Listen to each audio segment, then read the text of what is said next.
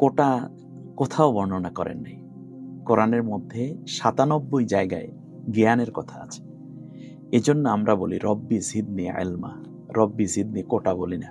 কোনো শিক্ষা কার্যক্রমের সাথে সাথে কোরআন শিক্ষা কার্যক্রমটাকে যে একটা জায়গায় মনে হয় যেন খোঁজ খবরহীন অবস্থায় রেখে দেয়া হয়েছে, তাহলে অ্যাটলিস্ট কোরআনের শিক্ষক কিন্তু আল্লাহ নিজে, মানে শুদ্ধতা নিয়ে খুব বেশি শুদ্ধাচার করতে চান।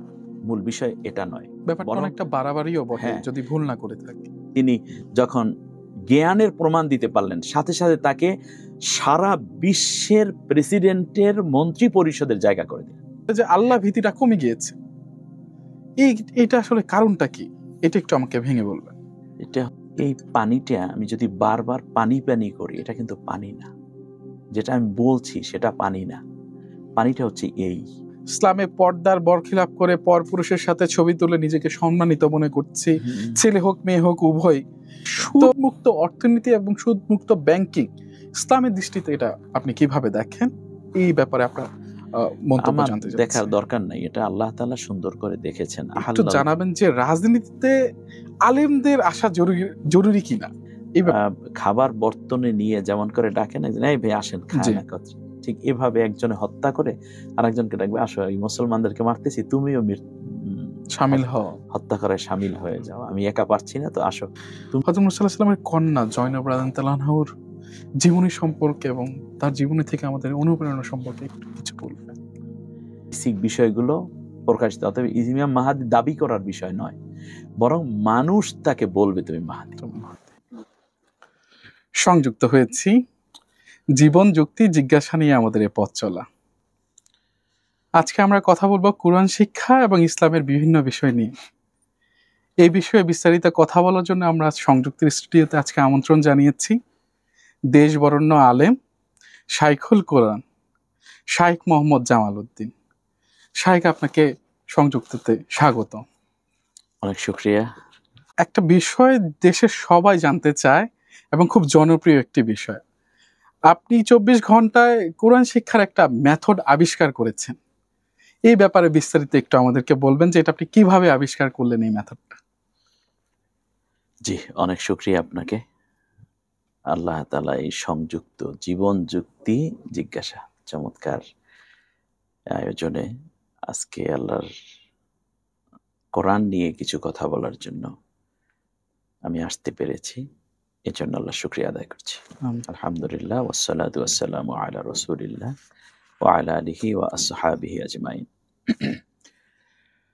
মূল বিষয় হচ্ছে মেথড তো আবিষ্কার হয় না, মানে কাজ করতে করতে এক পর্যায়ে একটা মেথড হয়ে যায়। এটাই হচ্ছে আল্লাহ তাআলার কুদরত।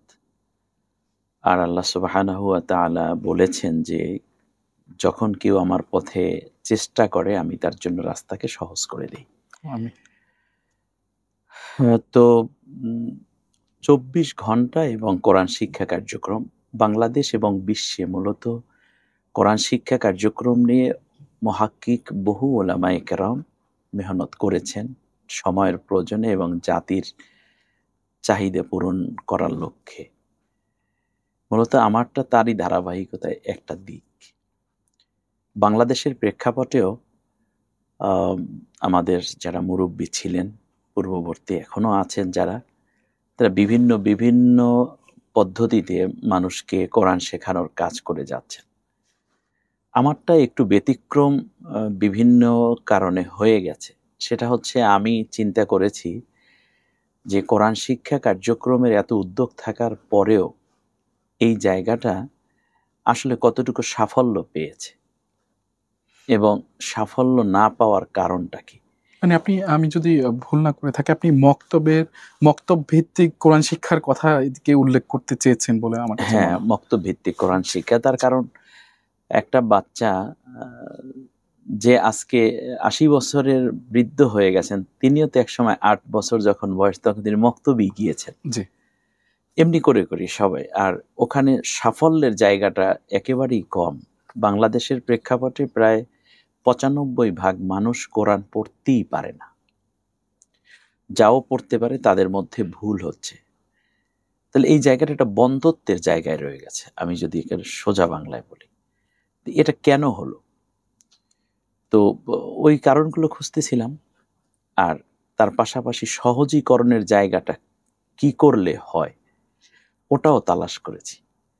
তো একদিকে সমস্যাগুলো আইডেন্টিফাই করেছি, আর একদিকে সমাধানগুলো তৈরি করার চেষ্টা করেছি। আর আল্লাহ তাআলার একান্ত দয়ায় আলহামদুলিল্লাহ এই জায়গাটা এখন সাফল্যের একটা জায়গায় হয়তো আল্লাহ কবুল করেছেন আমার দিক থেকে। আল্লাহ শুকরিয়া স্বরূপ এটাই আমি বলবো। তার কারণ হচ্ছে, আমি তো অনেক সময় বলে থাকি যে কোরআন শেখার জন্য আপনার ইচ্ছেটুকুই যথেষ্ট। আপনি যদি ইচ্ছে করেন আমি কোরআন পড়ব, তাহলে এই ইচ্ছা পূরণের জন্য আমি আপনাকে সব ম্যাটার এখানে আমি দিয়ে রেখেছি।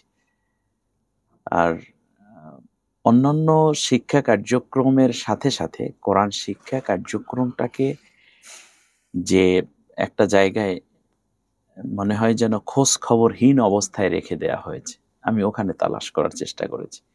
আর 24 ঘন্টা শব্দটা আপনি বলেছেন, এটা তো মূলত একটা প্রতীকী কথা। আসলে 24 ঘন্টাও কোরআন শিখতে লাগার কথা নয়। তার কারণ রাসূল সাল্লাল্লাহু আলাইহি ওয়াসাল্লামের কাছে জিবরিল আলাইহিস সালাম এসে বলছেন ইকরা, আপনি পড়ুন। রাসূল সাল্লাল্লাহু আলাইহি ওয়াসাল্লাম বললেন মা আনা বিকরি, আমি পড়তে পারছি না। দ্বিতীয়বারে বললেন পড়েন, নবী বললেন একই কথা, আমি পড়তে পারছি না। তৃতীয়বারেও বললেন এক কথা, নবী একই জবাব দিলেন সাল্লাল্লাহু আলাইহি ওয়াসাল্লাম। তাহলে চতুর্থবারে জিবরিল আলাইহিস সালাম রাসূল সাল্লাল্লাহু আলাইহি ওয়াসাল্লামকে আলিঙ্গন করলেন, আলিঙ্গন করে ছেড়ে দিলেন, রাসূল সাল্লাল্লাহু আলাইহি ওয়াসাল্লাম পড়া শুরু করে দিলেন। তাহলে এখানে আপনি যদি আজকে রাস্তায় মানুষদেরকে জিজ্ঞেস শুরু করেন আপনি কোরআন পড়তে পারেন, বলবে আমি কোরআন পড়তে পারি না। আপনি পারেন? কোরআন পড়তে পারি না। তাহলে দেখা যাবে শিশু থেকে নিয়ে বৃদ্ধ পর্যন্ত আমি কোরআন পড়তে পারি না, এই কথাটা তো রাসূল সাল্লাল্লাহু আলাইহি ওয়াসাল্লামের প্রথম সুন্নত। অ্যাটলিস্ট একটা সুন্নত তার আদায় হয়ে গেছে। রাসূল সাল্লাল্লাহু আলাইহি ওয়াসাল্লাম 3 বার বলেছেন আমি পারি না, পারি না, পারি না। তাহলে যে বলে আমি কোরআন পারি না, সে তো রাসূল সাল্লাল্লাহু আলাইহি ওয়াসাল্লামের একটা সুন্নত আদায় করে ফেলেছে। চমৎকার। এখন বাকি রইল কি? সেটা হচ্ছে একটু আদর দিয়ে বুকে টেনে নেয়া, তারপরে তাকে ছেড়ে দেয়া। অ্যাটলিস্ট ওই যে একটু মমত্বের জায়গাটা দুর্বল রয়েছে, ওই জায়গাটুকু হাত বাড়ালেই সে পড়তে পারবে। রাসূল সাল্লাল্লাহু আলাইহি ওয়াসাল্লামকে বুকে জড়িয়ে নিয়ে জিবরিল আলাইহিস সালাম ছেড়ে দিলেন, মনে হয় যেন শেয়ার ইট দেয়া, অর্থাৎ এখান থেকে শুধুমাত্র কানেকশনটা পেতে দেরি ছিল, অথবা ব্লুটুথ দেওয়া, অথবা এভাবে আমরা যেটা বলি এখন তো বিভিন্ন মাধ্যমে ছবি ট্রান্সফার করা বা মানে 4G 5G দিয়ে দেয়া, ট্রান্সফার করে দেয়া, মনে হয় যেন জিবরিল আলাইহিস সালাম সেটা ট্রান্সফার করে দিয়েছে। তাহলে আমি পড়তে পারি না, এই সুন্নত যেহেতু আছে অনেকের, পরের সুন্নতটুকু ওলামায়ে কেরামদের দরদ দিয়ে করে নিতে হবে। শেখ, আমি একটু আপনাকে এদিকে একটু থামাবো শেখ। আমি কয়েকটা সমস্যা জানতে চাচ্ছি, যে এই যে মানুষ, আমরা যে একটা ভীতি কোরআনের প্রতি, যে পড়া অনেক কঠিন, আমারটা পড়তে গেলে শুদ্ধ হচ্ছে কিনা, এই যে ভীতিগুলো রয়েছে। এবং আমি পাশাপাশি আরো একটা বিষয় বলবো, যে আমাদের বাবা মা যারা আছেন তারা জেনারেল যে পড়াশোনাতে যেভাবে আমাদেরকে গাইডেন্স দেয়, ইসলামী শিক্ষাতে কিন্তু ওইভাবে গাইডেন্স দেয় না। তার কারণ তারাও পায়নি এই গাইডেন্স গুলো। আপনি যখন এই কারিকুলামটা রেডি করেছেন যে 24 ঘন্টায় কোরআন শিক্ষা, আপনি কি কি সমস্যাগুলো আইডেন্টিফাই করেছেন আমরা একটু ছোট করে জানতে চাই। 3 ধরনের সমস্যা। একটা হচ্ছে একাডেমিক কারিকুলামগত সমস্যা, দ্বিতীয় হচ্ছে কোরআন শিক্ষার যেই প্রশাসনিক অর্থাৎ যে অ্যাডমিনিস্ট্রেশনাল যেই বিষয়টা থাকে সে একটা সমস্যা, আর তৃতীয়টা আপনি বলেছেন সেটা হচ্ছে মানুষকে এনকারেজ না করে ডিসকারেজ করা হচ্ছে, যেটা কঠিন, তোমাকে দিয়ে হবে না, তুমি যা পড়ছো তা হচ্ছে না। এটা তিনোটা যদি আমি বলি, তাহলে সংক্ষিপ্ত করে যদি বলি, সেটা হচ্ছে একাডেমিকে যেটা আছে তা হচ্ছে, প্রথমে যদি আসি তা হচ্ছে পড়ার ভেতরে, অর্থাৎ একজন স্টুডেন্ট পড়া কেন পারছে না, এইটা যদি আইডেন্টিফাই করতে না পারে কোনো টিচার হিসেবে সে ব্যর্থ। কেন পারছে না এইটা আইডেন্টিফাই করা দরকার। সে তার জ্ঞান কম না, জ্ঞান তো কম না, কারণ আল্লাহ বলছেন কোরআন আমি সহজ করেছি, তার চেয়েও বড় কথা হচ্ছে আল্লাহ তাআলা কোরআনের মধ্যে স্পষ্ট করে কসম খেয়ে বলছেন, ফাওয়া রব্বিকা লানাস আলান্নাহুম আজমাইন। কোরআনের ব্যাপারে আমি অবশ্যই সবাইকে জিজ্ঞাসাবাদ করবই করব।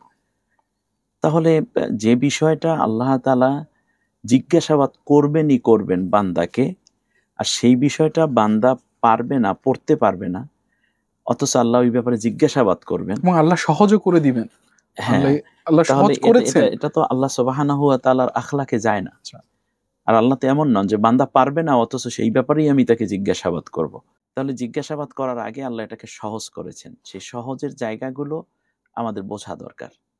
সেই জায়গাটা কি, যেমন আল্লাহ তাআলা বলছেন আর রহমান আল্লামাল কোরআন খলাকাল ইনসানা আল্লামাহুল বায়ান। অর্থ কি? অর্থ হচ্ছে আর রহমান, তিনি পরম করুণাময়, অতীব দয়ালু। আল্লামাল কোরআন, তিনি কোরআন শিখিয়েছেন। তাহলে অ্যাটলিস্ট কোরআনের শিক্ষক কিন্তু আল্লাহ নিজে। আল্লামাল কোরআন, আমি কোরআন শিখিয়েছি।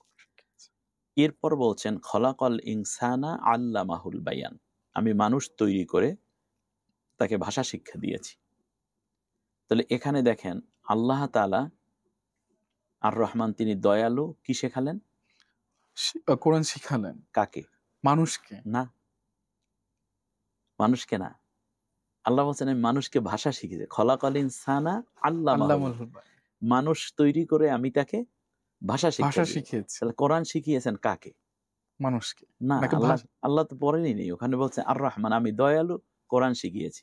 কোরআন শিখিয়েছেন আল্লাহ তাআলা রূহকে। মানুষ তৈরি হয় দেহ এবং রূহের সমন্বয়। একসময় তো আমার এই দেহটা ছিল না, এটা গ্রাজুয়ালি ডেভেলপ হয়েছে মায়ের গর্ভের মধ্যে। এরপর আল্লাহ রূহ এনে দিয়েছেন আলমে আরহ থেকে, একটা রূহ এনেছেন। এই রূহটা আবার আল্লাহর হুকুমই বের হয়ে চলে যাবে, দেহটা পড়ে থাকবে। তাহলে রূহকে আল্লাহ কোরআন শিখিয়েছেন। অর্থাৎ প্রত্যেক রূহের ভিতরেই কোরআন শেখার যোগ্যতা দিয়ে আল্লাহ তাআলা তৈরি করেছেন। অনেক দামি কথা। আর ভাষাটা আল্লাহ তাআলা শিক্ষা দিয়েছেন যখন দেহ এবং রূহের সমন্বয় হয়েছে। দেহ এবং রূহের সমন্বয় হওয়ার পরে খলাকাল ইনসান, ইনসান মানে মানুষ। মানুষ তৈরি হয় কি দিয়ে? দুইটা উপাদান, একটা দেহ আর একটা রূহ। এই রূহটা চলে গেলে বলে এটা মানুষের দেহ। নামটাও থাকে না, অ্যাটলিস্ট দুইটা সমন্বয় হয় মানুষ, আর একটা হলো রূহ। আল্লাহ তাআলা আলমে আরহে বসে সব রূহকে আল্লাহ কোরআন শিখিয়ে দিয়েছেন। এখন কাজটা কি? এরপর আল্লাহ বললেন আমি তো জিজ্ঞাসাবাদ করবো, আর রূহকের ভেতরে তো আমি কোরআন দিয়েই রেখেছি। এরপর আবারও বললাম অলাকদ ইয়াসসারনাল কোরআন লিযিকরি ফাহাল মিন মুদ্দাকির। সূরা কমারের 17, 22, 32 এবং 40 4 আয়াতে আল্লাহ একই কথা বারবার বলেছেন। এর উদ্দেশ্য হচ্ছে এটা তুমি যেন বেশি কনফিডেন্ট হতে পারো যে এটা আমি করেছি, তোমার জন্য সহজ করেছি।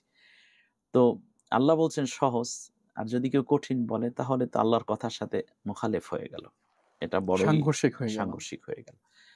তাহলে এরপরে আল্লাহ তাআলা বললেন আমি আগেই শিখিয়ে রেখেছি। যেমন আমরা যদি বলি এখানে যে বাতিগুলো জ্বলছে, এই বাতিগুলো কিন্তু এখনই জ্বলার বিষয় নয়।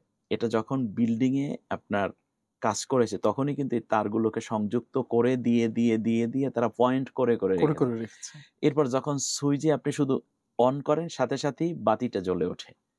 তাহলে বোঝা যাচ্ছে এই শুধু অন করার একটা টিপ দেওয়া দেরি, আর বাকি সব প্রসেস আল্লাহ তাআলা করে দিয়েছে।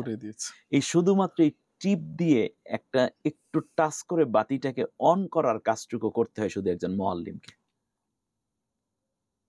এই টাচটুকু যে ভালো মতো দিতে পারেন তার বাতিটা সাথে সাথে জ্বলে ওঠে। আর যারা একটু আনাড়ি তারা একটু বেশি চেষ্টা করেন। তাহলে আল্লাহ সুবহানাহু ওয়া তাআলা কোরআনটা তো সহজ করেছেন। 24 ঘন্টা তো লাগার কথা না। এই জন্য তার কারণ হচ্ছে 24 ঘন্টা তো একদিন, আপনার হায়াতে জিন্দিগির একটা দিন আমাকে দেন। এটা আমার আর কি কথা ছিল যে আপনি আধা ঘন্টা করে পড়লে 28টা ক্লাস করেন, মানে 24 দ্বিগুণে 48টা ক্লাস করেন। আর যদি 1 ঘন্টা করে সময় দেন তাহলে আপনি 24 ঘন্টায় অর্থাৎ 1 ঘন্টা করে একদিন করে সময় দেন, তাহলে 24 দিনে 1 ঘন্টা করে। অসাধারণ।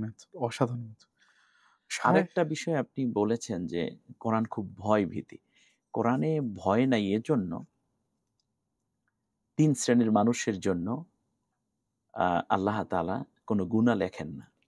এক নম্বর হচ্ছে এটা হাদিস শরীফ এসেছে যে রাসূল সাল্লাল্লাহু আলাইহি ওয়াসাল্লাম বলেন, যে ব্যক্তি সাল্লাল্লাহু আহ, কোরআন শিখতেছে অথবা কোনো বিষয় শিখতেছে, এই অবস্থায় যদি তার ইন্তেকাল হয়ে যায় তাহলে ওই বিষয়টা আল্লাহ তাকে ধরবেন না।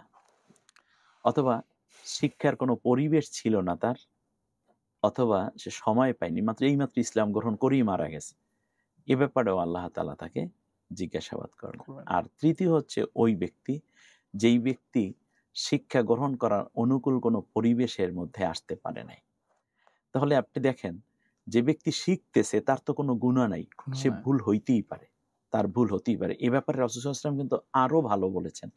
সেটা হচ্ছে, যখন কোনো ব্যক্তি কোরআন পড়তেছে কিন্তু তার যদি ভুল হয়, তাহলে আল্লাহ তাকে ক্ষমাই শুধু করবেন না, বরং যেহেতু সে শিক্ষা অবস্থায় সে ভুল করতে, শিখতে গিয়ে ভুল হচ্ছে, এই অবস্থায় তার যতগুলো ভুল হবে সেইগুলো মাফ হয়ে যাবে। মাফ এবং হয়ে সেটা যাবে। যদি সে আস্তে আস্তে পড়ে, যেমন কোরআন কেউ দ্রুত পড়ে, কেউ আস্তে আস্তে পড়ে। রাসূল সাল্লাল্লাহু আলাইহি ওয়াসাল্লাম বলেছেন, তুমি যখন আস্তে আস্তে পড়ো, যে দ্রুত পড়ে তার দ্বিগুণ সওয়াব তার আমলনামায় লেখা হয়। আমি এই তাহলে দেখেন, ব্যাপারটাতে তাহলে আসতে চাচ্ছিলাম একটু পরে। এখানে তো আমাদের মন্তব্য এবং রাসূল সাল্লাল্লাহু আলাইহি ওয়াসাল্লামের কথা তো এক হলো না। এক হলো না। তৃতীয়বারে রাসূল সাল্লাল্লাহু আলাইহি ওয়াসাল্লাম আরো উৎসাহিত করে বলছেন, যখন কোনো ব্যক্তি পড়তে থাকে, যেমন প্রথম দিকে পড়ে আলিফ লাম মিম যালিকাল কাল কিতাবু রাইট। লা, রাইট। এই এই যে বেজে বেজে পড়ছে, এক জায়গায় থামতে গিয়ে তাসদিদ জজমের জায়গায় গিয়ে কি কেমন করবে মনে আসতেছে না, যেমন নতুন যে চেষ্টা রিসাইট করছে, করছে, চেষ্টা করছে, চেষ্টা করছে। তখন ফেরেশতারা প্রতিযোগিতা করে, এই যে দুই অক্ষরের মাঝখানে যে সে ঘোরপাক খাচ্ছে, এ সময় কে কত বেশি নেকি ওই তেলাওয়াতকারীর আমলনামায় লিখে দেয়। আমিন। আমিন। সুবহানাল্লাহ। তাহলে আমরা কেন অনুৎসাহিত করছি? কারণ সে শিখতে শিখতেই তো একসময় ভালো হয়ে উঠবে। আরেকটা ব্যাপার হচ্ছে কি, খুব ফ্রাঙ্কলি যদি বলি, তা হচ্ছে আমাদের সমাজে অনেকে মানে শুদ্ধতা নিয়ে খুব বেশি শুদ্ধাচার করতে চান। মূল বিষয় এটা নয়, ব্যাপারটা বরং অনেকটা বাড়াবাড়িও বটে হ্যাঁ, যদি ভুল না করে থাকি। মূল বিষয় হচ্ছে এই যে আপনি পড়তে পড়তে তারপরে ভুলটা একসময় শুধরে যাবে।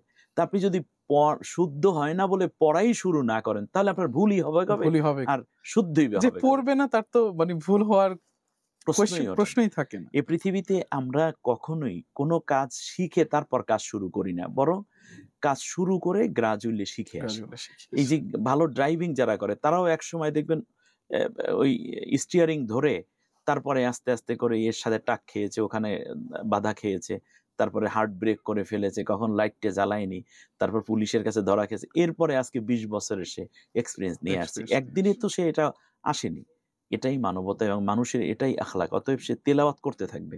আর কোরআন যে সহজ, 6-7 বছরের বাচ্চারাও তো কোরআনের হাফেজ হয়ে যায়। হাফিজ আছে। এটা আমাদের কাছে একটা বড় নিদর্শন হ্যাঁ, হতে তাহলে পারে। নিদর্শন, তাহলে আমি কেন পারছি না? আবার কেউ মনে করে আমার বয়স হয়ে গেছে, আমি কি কোরআন পড়তে পারবো? আরে আমাদের নবী সাল্লাল্লাহু আলাইহি ওয়াসাল্লামকে আল্লাহ কোরআনের প্রথম সবক দিয়েছেন তার বয়স 40 বছর। 40 বছর ছিল। তো 40 বছরের একজন মধ্যবয়স্ক মানুষকে আল্লাহ তাআলা প্রথম সবক দিলেন। আর আপনি উম্মত হিসেবে 120 বছরে গিয়েও আপনি সবক নিতে সবক পারবেন না। নিতে পারবে। নবী কি দিয়েছে 40 বছরে কারণ সবক? আপনি এই কথার মাঝখানেই বলেছেন যে আল্লাহ সবকিছু রেডি করে দিয়েছে। শুধুমাত্র সুইচ টিপার মতো রাইট। টিপার মতো। শায়েখ সম্প্রতি আপনার কাছে আরেকটা বিষয় জানবো। কোটা নিয়ে একটা আলোচনা হচ্ছে এবং কোটা এবং মেধা সম্পর্কে ইসলামী দৃষ্টিভঙ্গিটা জানতে চাচ্ছি। ইসলাম কি বলে আসলে? খুব সময় উপযোগী এবং একেবারেই জীবন ঘনিষ্ঠ না, বরং জীবনের তিক্ত অভিজ্ঞতা সম্বলিত প্রশ্ন। অনেক ধন্যবাদ আপনাকে। তো আসলে কোটাটা এবং জ্ঞান, এখানে একটা স্লোগান, কোটা না মেধা, জি। একটা জাগ্রত স্লোগান। মেধাটা হচ্ছে আল্লাহ প্রদত্ত, আর কোটা হচ্ছে মানব সৃষ্ট। মূল ব্যবধানটা এখানেই অনেক বড়। একটা হচ্ছে আল্লাহ প্রদত্ত, সেটার নাম কি? মেধা। মেধা। আর সৃষ্ট কি? কোটা। কোটা। আল্লাহ রাব্বুল আলামিন কোটা কোথাও বর্ণনা করেন নাই। কোরআনের মধ্যে 97 জায়গায় জ্ঞানের কথা আছে। এজন্য আমরা বলি রব্বি জিদনি ইলমা।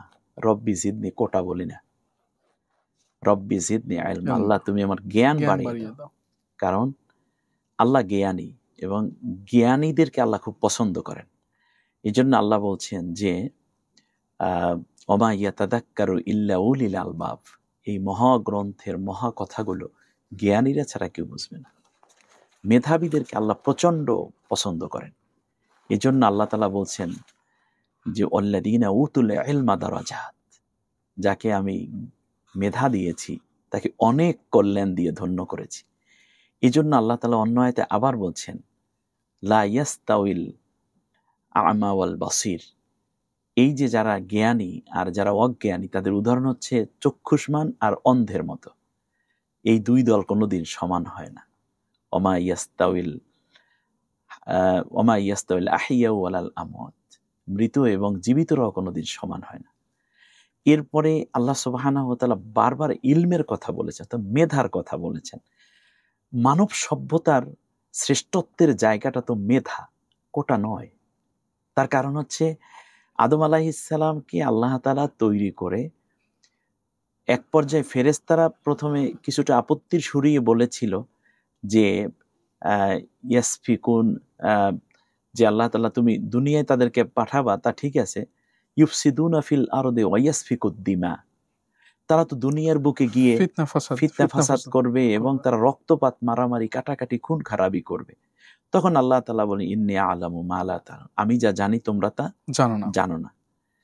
এরপরে আল্লাহ সুবহানাহু ওয়া তাআলা বলছেন আমি ইলম দিয়ে ধন্য করেছি আদমকে, ওয়া আল্লামা আদামাল আসমাআ কুল্লাহা, আমি আদম সন্তানকে ইলম শিক্ষা দিয়েছি, আদমকে ইলম শিক্ষা দিয়েছি।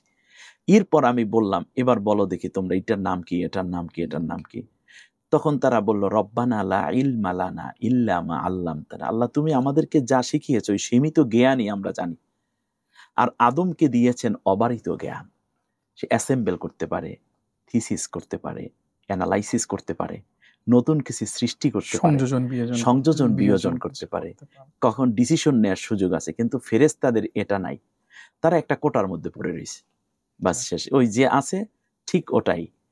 এখন এই দুইজন, একজন হলো জ্ঞানী আর একজন হলো নাহনু নুসাব্বিহু বিহামদিকা ওয়া নুকদ্দিসু লাকা, আমরা তোমার তাসবিহ তাহলিল করি আর যা শিখাইছি ওইটা নিয়েই আমরা পড়ে আছি। আর এ হচ্ছে অ্যাসেম্বল করতে পারবে আদম, গবেষণা করতে পারবে, থিসিস করতে পারবে।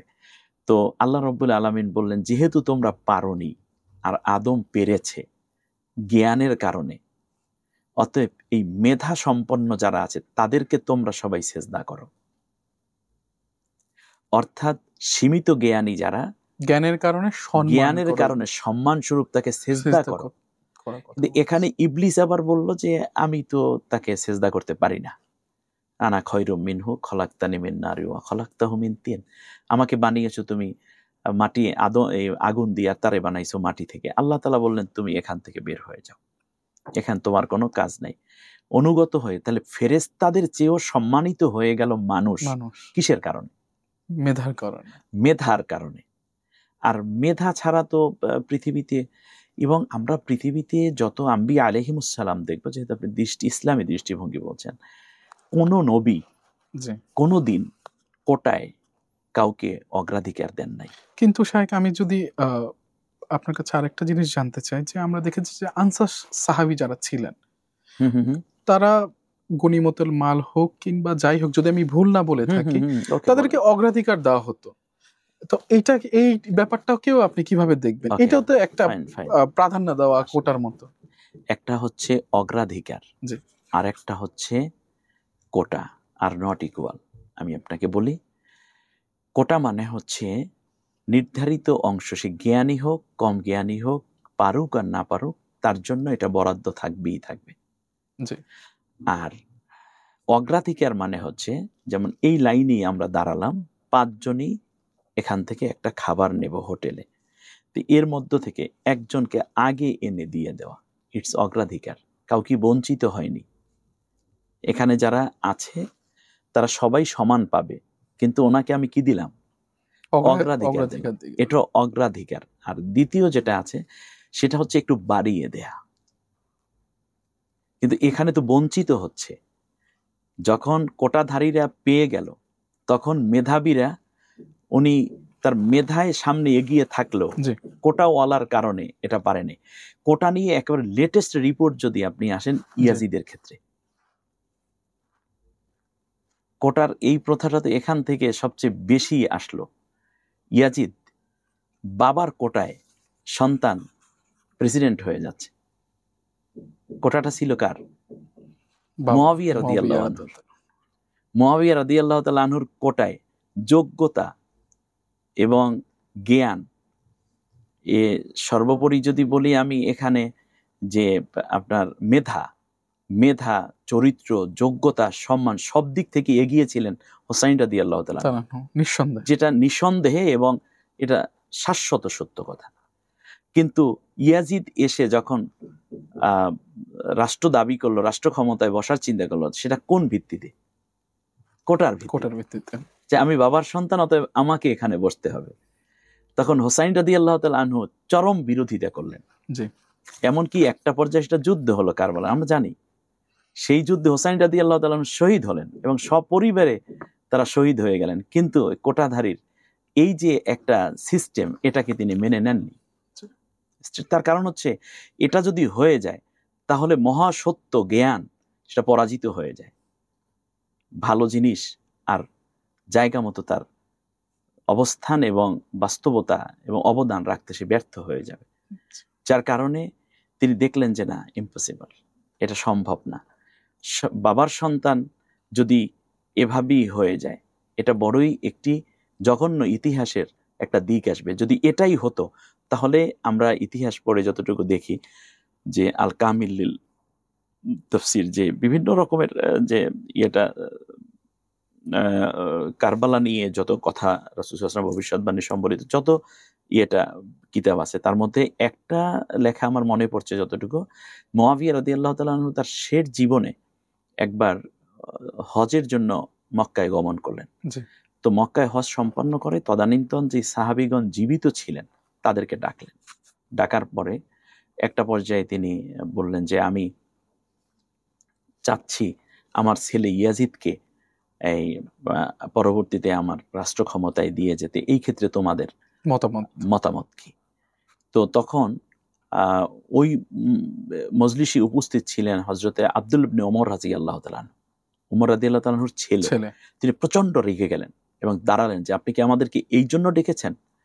অথচ এর আগে আপনার চেয়ে অনেক দামি দামি সাহাবী ছিল যারা খলিফা ছিলেন, এবং তাদের সন্তানরা আপনার সন্তানের চেয়ে অনেক মর্যাদা সম্পন্ন এবং জ্ঞানী ছিলেন।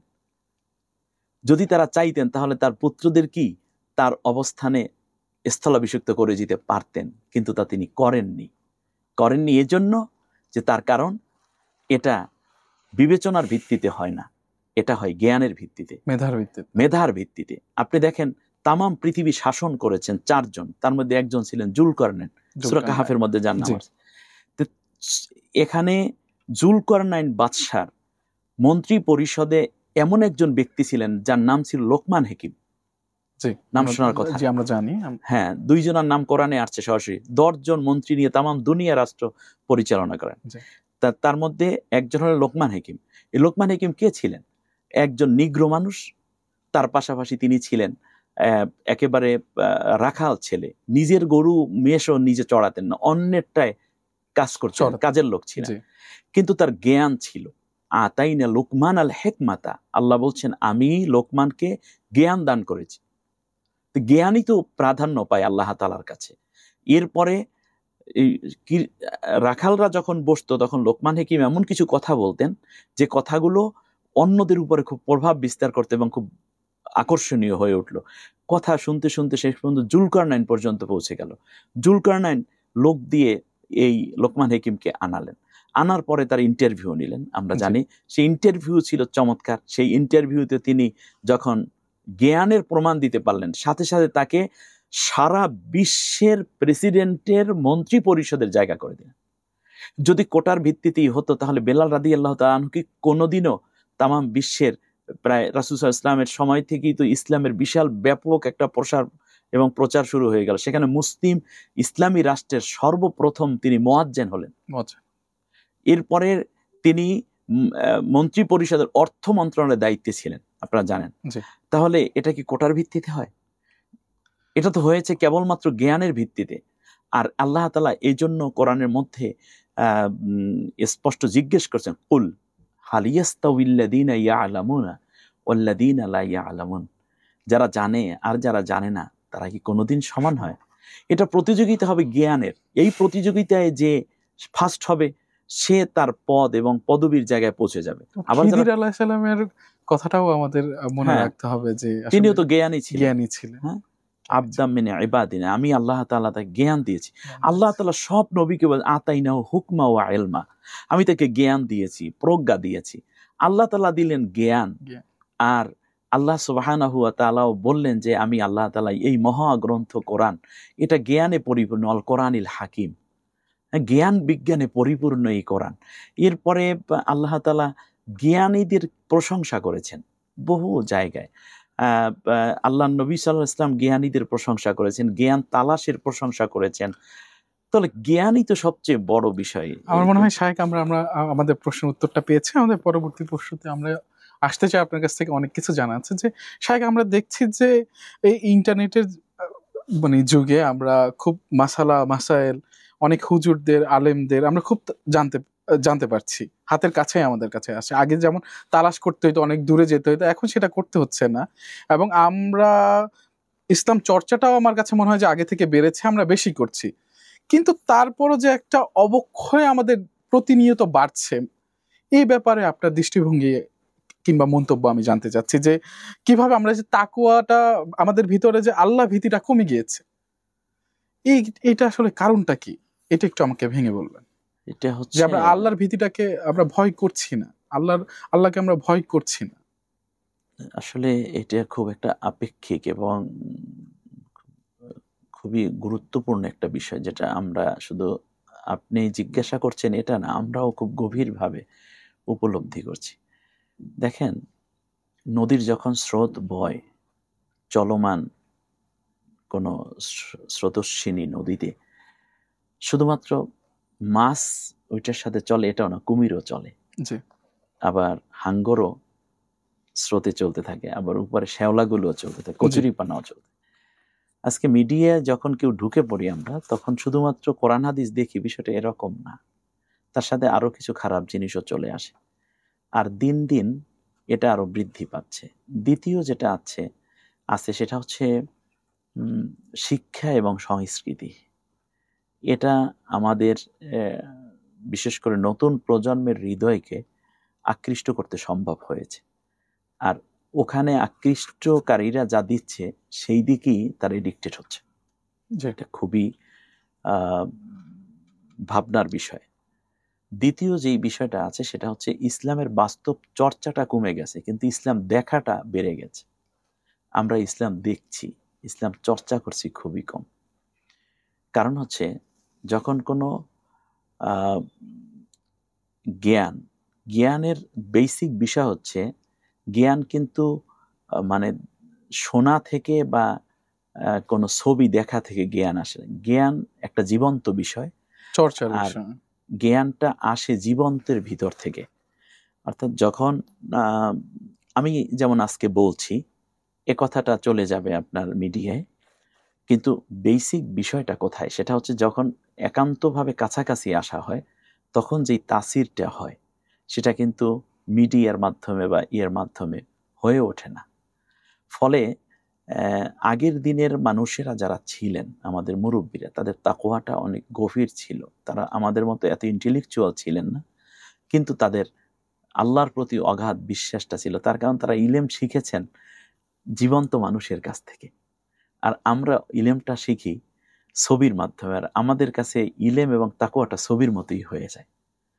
এই জায়গাটায় যদি জীবন্ত করা যায় তাহলে হয়তোবা আরো বেশি মানুষের মধ্যে তাসির আসবে। আমরা তো দেখছি যে আগে একটা এলাকায় একটা মসজিদ থাকতো, এখনো একটা এলাকাতে 2টা থেকে 3টা মসজিদ, অনেক খানকা বেড়েছে। এবং আপনি বলছেন যে ছবির মাধ্যমে আমরা দেখছি, এজন্য হয়তোবা আমরা মানে প্রপার ভাবে ইসলামটাকে বুঝতেছি না, এজন্য হৃদয়টা টাচ করে কম। এই ব্যাপারটা নিয়ে একটু মতভেদ আছে, আমার নিজেরই এই ব্যাপারটাতে মতভেদ আছে। কিন্তু এই যে মসজিদগুলা হচ্ছে, এত আয়োজন, তারপরও এই অবক্ষয়গুলো আমাদের কেন দেখতে হচ্ছে? আমরা একটু স্পেসিফিকলি জানতে চাচ্ছি এই বিষয়টা, এই ভীতিটা কেন কমে গেছে? এটার এই ভীতিটা, আল্লাহ ভীতিটা তৈরি হওয়ার জন্য মূলত 3টি কাজ করা জরুরি। 1 নম্বর হচ্ছে ইলমের দরকার, জ্ঞান। জ্ঞান আসার সাথে সাথেই সেটাকে আমলে পরিণত করা দরকার। আর তৃতীয় যেই বিষয়টা আছে সেটা হচ্ছে নিয়মিত চর্চায় রাখা দরকার। অসাধারণ। 1 নম্বর হচ্ছে আপনার জ্ঞান অর্জন, জ্ঞান বিশ্বাস এবং আমলে পরিণত করা দরকার, এবং এটা নিয়মিত চর্চা করা দরকার। আমরা যখনই কোনো বিষয় দেখি, দেখার পর ওটা দেখা পর্যন্ত শেষ হয়ে যায়, আমরা আমলে আনি না। এই চর্চা এবং নিয়মিত চর্চার মধ্যে এটা রাখি না। আর যেভাবে উপলব্ধি করা দরকার, যেমন মনে করেন এখানে এই যে পানি, তাই না? জি। এই পানিটা আমি যদি বারবার পানি পানি করি, এটা কিন্তু পানি না। যেটা আমি বলছি সেটা পানি না, পানিটা হচ্ছে এই ভিতরে যেটা আছে। তো আমার মনে হচ্ছে যেটা, তা হচ্ছে তাকওয়ার ক্ষেত্রে যেই বর্তমান বড় ঘাটতিটা হয়ে যাচ্ছে, মসজিদ বেড়েছে এবং খানকাও বেড়েছে, এরপরে মাদ্রাসাও বাড়তেছে, বক্তাও বাড়তেছে, ওয়াজও হচ্ছে বেশি। আর এখন তো মোবাইলের মধ্যে অনেক হুজুরের ওয়াজ একই সাথে পাওয়া যাচ্ছে। তো মূল জায়গাটার ঘাটতিটা কোথায়?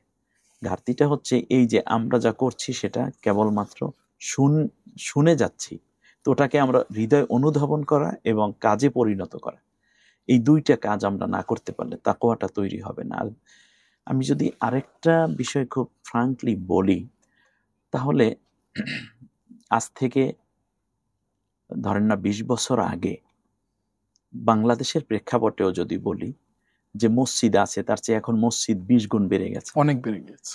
তবলিগের যারা মেহনত দিচ্ছেন তাদের সংখ্যাটাও বেড়ে গিয়েছে, 20 গুণের বেশি বেড়েছে 20 বছরে। আবার যারা বক্তা আছে, বক্তাদের সংখ্যাও বেড়েছে, মাহফিলের সংখ্যাও বেড়েছে, খানকাও বেড়েছে, পীরও বেড়েছে। ঠিক তার পাশাপাশি অশ্লীলতাও কত গুণ বেড়েছে? অনেক বেড়েছে, অনেক বেড়েছে। এরপরে মাদক, দুর্নীতি, ঘুষ, সুদ, জুলুম, অন্যায়, অবিচার, এগুলো সমানে বেড়েছে, মিথ্যা মামলা হামলা, এগুলো সব বেড়েছে। তাহলে একটা বাড়লে আর একটা তো কমে যাওয়ার কথা ছিল। অবশ্যই ভালো কিছু ধারণ করলে তো সমাজে আমরা ভালো এক্সাম্পল দেখার কথা, রাইট? অবক্ষয় তো দেখার কথা। আমার প্রশ্নটা ওইদিকে। অবক্ষয়টার কারণটা হচ্ছে পলিটিক্যাল। ঠান্ডা মাথায় কথাটা নিতে হবে। সেটা হচ্ছে যত ধর্ম পালন বলেন, কর্ম পালন বলেন, সবকিছুর নেপথ্যে একটি রাজনৈতিক অবস্থান মানুষের হৃদয়ে টাচ করে। এই জন্য রাসূল সাল্লাল্লাহু আলাইহি ওয়াসাল্লামের স্পষ্ট কথা হচ্ছে আল মারউ আলা আন্নাসু আলা দীনি মুলুকি। রাষ্ট্র ব্যবস্থা যেই রকম হয়, মানুষ সেই রকম হয়ে যায়। এটা কেমনে বুঝবেন আমি বলি। মনে করেন দেশের শাসন ব্যবস্থা যদি এইভাবেই চলতে থাকে, আগামী 20 বছর, আজকে 2024, 20 যোগ করেন 2044 সাল, 2044 সাল পর্যন্ত চিন্তা করুন। তাহলে এইভাবেই যদি দেশ চলে, সংস্কৃতি চলে, শিক্ষা চলে, জাতি চলে, তাহলে 44 বছর পরে হয়তো পীর প্রত্যেক বাড়িতে একজন করে হবে। মসজিদ যার যার বিল্ডিং এ থাকবে, ইজতেমা প্রতি মাসে একটা করে বিশ্ব ইজতেমা হবে হয়তো। প্রত্যেকটা বিল্ডিং এক একটা জামে মসজিদ হবে, জামে মসজিদগুলোকে 20 তলা 50 তলা করা হবে, খানকা ঘরের সামনে সামনে এক একটা করে হবে, মাহফিল প্রতিদিন 3টা করে হবে, এরপরে আরো বেশি বেশি করে আসবে। কিন্তু বেপরদার কি অবস্থা হবে যদি দেশ এবং জাতি এভাবেই চলে আগামী 44 বছর পর?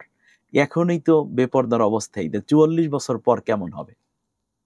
44 বছর পর শিক্ষা ব্যবস্থা কেমন হবে? 44 বছর পর অফিস আদালত কেমন হবে? 44 বছর পর টেলিভিশনটা কি দেখবেন আপনি? 44 বছর পর মাদক দ্রব্য কোন জায়গায়? 44 বছর পর ডাকাতি খুন কোন জায়গায় পৌঁছবে? এই সব কিছু নিয়ন্ত্রণ করে রাষ্ট্র।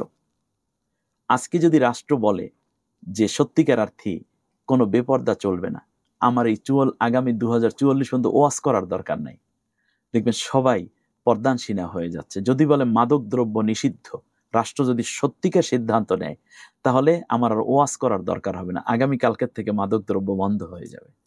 রাষ্ট্র যদি সিদ্ধান্ত নেয় কোনো অশ্লীলতা হবে না, তাহলে এটাই তো যথেষ্ট। এখন আমরা শুধু ধর্মকে কেন্দ্র করে তাকওয়া লালন করি। এই তাকওয়া শুধু ধর্মর কাজকে বাস্তবায়ন না করার দ্বারা হয় না, বিধায়ী রাসূল সাল্লাল্লাহু আলাইহি ওয়াসাল্লাম একদিকে যেমন তাকওয়া শিখিয়েছেন, আবার তাকওয়ার প্র্যাকটিসের জন্য রাষ্ট্র পরিচালনা করেছেন। এই দুইটার সমন্বয় যদি না হয়, কিয়ামত পর্যন্ত ওয়াজ করে কিংবা টেলিভিশনে দুই একটা আলোচনা করে অথবা আমাদের মতো কোটি কোটি বক্তা তৈরি হয়ে কোনোদিন মাদক দ্রব্য বন্ধ হবে না, অশ্লীলতা বন্ধ হবে না, তাকওয়ার ক্ষেত্র তৈরি হবে না, আমাদের অবক্ষয়গুলো রয়ে যাবে না। শুধু আপনি বরং দিন দিন সিনেমার পোস্টারগুলো আপনি দেখছেন, সিনেমার একটি পোস্টার, খুব ফ্রাঙ্কলি বলি, যে একটা সিনেমার পোস্টারের মধ্যে নারীকে যেভাবে উপস্থাপন করা হয়েছে, এর দ্বারা এই জাতিকে একটি জানান দেওয়া হচ্ছে যে এই পর্যন্ত রাষ্ট্র অনুমোদন দিয়েছে। একজন নারীর ড্রেস আপ এই পর্যন্ত হওয়াকে রাষ্ট্র অনুমোদন দিয়েছে বিধায় আমরা এটা পাবলিশ করেছি। কারণ সেন্সর বোর্ড আছে, সেন্সর বোর্ডে কারা থাকে, এখানে তথ্য মন্ত্রণালয় কারা, সংস্কৃতি মন্ত্রণালয় কারা, তারা অনুমোদন দিয়েছে বলেই তো এই ছবিটা প্রকাশিত হয়েছে। আর অ্যাটলিস্ট রাষ্ট্র এতখানি অনুমোদন দিয়ে রেখেছে। শাহেক, আপনি যদি রাষ্ট্রের কথা বলেন, এরকম পোস্টারের কথা বলেন, আমি আপনাকে বলতে চাই যে এই যে সামাজিক মাধ্যমগুলো যে আছে, আমরা কোথাও গেলে একটা সেলফি তুলে দিচ্ছি, আমরা কিভাবে আছি সেটা দেখছি না, আমরা ইসলামে পর্দার বরখিলাপ করে পরপুরুষের সাথে ছবি তুলে নিজেকে সম্মানিত মনে করছি, ছেলে হোক মেয়ে হোক উভয়। তো শুধুমাত্র যে রাষ্ট্রকে দোষারোপ করাটা, ব্যাপারটা আমি খুব এক চোখে দেখছি। ব্যাপারটা শুধু রাষ্ট্রের না, রাষ্ট্র তো পরিচালনা করে মানুষ। আমার কাছে মনে হয় যে শুধুমাত্র রাষ্ট্রকে দোষ দিয়ে আসলে এই ব্যাপারে লাভ নাই, নিজেদেরকেও সচেতন হতে হবে বলে আমার কাছে মনে হয়। এইটাই সবচেয়ে বড় জিনিস। বাংলাদেশে আজকে যতটুকু ভালো আছে সেটা তো নিজেদের কারণেই আছে। মনে করেন আজকে তবলিগের এতটুকু খেদমত আছে, আজকে বক্তারদের আলোচনা কিছু আছে, ইমাম সাহেব খতিব সাহেবদের বক্তব্য কিছু আছে, এ কারণেই তো মূলত দেখা যায় যে এই ভালোটুকু আছে। অবশ্যই, নিঃসন্দেহে। কিন্তু আপনি যেটা বলছেন যে দিন দিন খারাপ হচ্ছে কেন, অনেকগুলো খারাপের মধ্যে একটা খারাপ হচ্ছে রাষ্ট্র এই সুন্দরকে লালন করছে না, অথবা করার জন্য আন্তরিক হচ্ছে না। যদি এটা হতো তাহলে দেখা যাইতো যে তাহলে আমাদের আর বেশি ওয়াজ করা লাগতো না, তাদের একটা ছোট্ট আইনের মাধ্যমে অনেক বড় কিছু ভালো অ্যাচিভমেন্ট আমরা পেয়ে যেতাম। আপনি যখন রাষ্ট্রের ব্যাপারে মানে কথা বলছেন, আমি এইখানে একটু আরেকটা প্রশ্ন আমার রয়ে গেল, সম্পূরক প্রশ্ন আমি করে দিলাম, যে অর্থনীতি ছাড়া রাষ্ট্রের আসলে কোনো মূল্য নেই, মূল্যহীন। এবং অর্থনীতিতে ব্যাংকিং অনেক বড় একটা বিষয়। এই সুদ মুক্ত অর্থনীতি এবং সুদ মুক্ত ব্যাংকিং ইসলামের দৃষ্টিতে এটা আপনি কিভাবে দেখেন? এই ব্যাপারে আপনার মন্তব্য জানতে চাই। দেখার দরকার নাই, এটা আল্লাহ তাআলা সুন্দর করে দেখেছেন। আহাল্লাহুল বায়আ ওয়া হাররামার রিবা। আল্লাহ তাআলা বলছেন মুনাফা ভিত্তিক অর্থ ব্যবস্থাকে আমি ব্যবসাকে হালাল করেছি, সুদকে হারাম করেছি।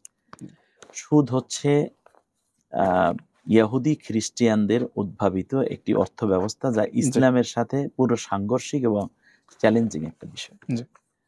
এই জন্য বাংলাদেশে কিছু ইসলামী ব্যাংক প্রতিষ্ঠিত হয়েছে।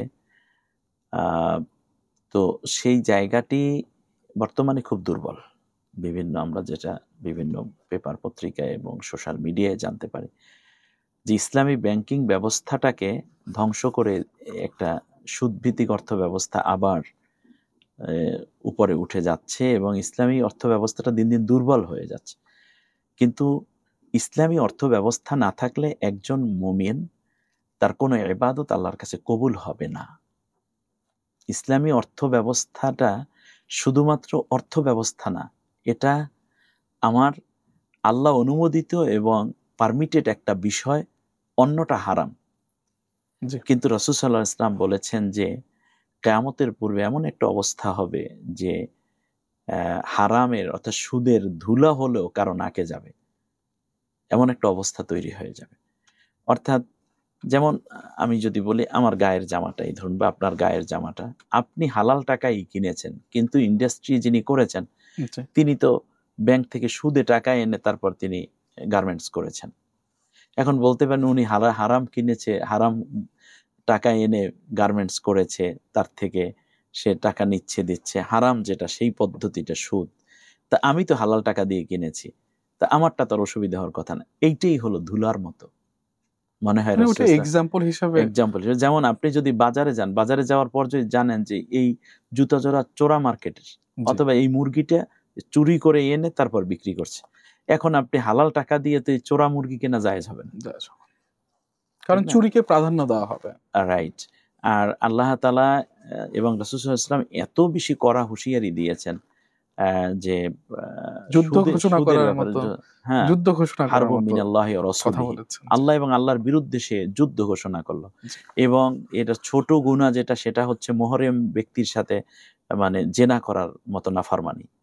তাহলে এখন একজন মুমিন শুধুমাত্র সে ব্যাংকিং এর জন্য ইসলামী ব্যাংকিং পছন্দ করে না, করবে না, বরং এর সাথে আরেকটি বিষয় হচ্ছে তার ইবাদত কবুলের ব্যাপার আছে। এটা তার, আর না হলে তার ইবাদতই কবুল হচ্ছে না। কোনো ব্যক্তি কুল্লু লাহামিন নাবাতা মিনাস সুহতি কানাতিন নারু আউলা লাহু, রাসূল সাল্লাল্লাহু আলাইহি ওয়াসাল্লাম বলেছেন, যে ব্যক্তি কোনো হারাম জিনিস থেকে উৎপাদিত খাবার খাইলে এবং ইবাদত করলো, তার থেকে তৈরি হওয়া রক্তগোশত জান্নাতে কোনোদিন যেতে পারবে না, সে তো জাহান্নামে যাচ্ছে। তাহলে এই জাহান্নাম থেকে বাঁচানোর জন্যই তো ইসলামী অর্থ ব্যবস্থা আমার দরকার, এটা অপরিহার্য একটা বিষয়। কিন্তু ইসলামী অর্থ ব্যবস্থা সম্বন্ধে এটা তো শুধু একটা আলোচনা হতে পারে, ইসলামী অর্থ ব্যবস্থার উপরে বিশাল একটা আলোচনা, কারণ এটার উপরে পিএইচডি করা হচ্ছে, আপনারা জানেন। ইসলামী ব্যাংকিং এর উপরে বড় বড় গবেষণা বই আছে এবং ক্লাস আছে, যেগুলো বড় বড় বিশ্ববিদ্যালয়ে পড়ানো হয়। তো একটা সাংঘর্ষিক দুইটা বিষয়, একটা হচ্ছে সুদ আর একটা হলো মুনাফা। মুনাফার উপরে ব্যাংকিং কিভাবে চলতে পারে, এবং সুদকে হারাম করার যতগুলো কারণ, তার চেয়ে আমার মনে হচ্ছে যেটা অনেকগুলো কারণ, তার মধ্যে একটা হচ্ছে সুদ উৎপাদন উৎসাহিত করে না, মজুদদারিকে উৎসাহিত করে। মজুদদারি এবং টাকার বিনিময়ে টাকা। কিন্তু ইসলাম চায় যে এই টাকার বিনিময়ে টাকা আসলে তাতে লাভ হবে না এক সময়, তার কারণ খাদ্য ঘাটতি দুনিয়ায় তাহলে দেখা যাবে।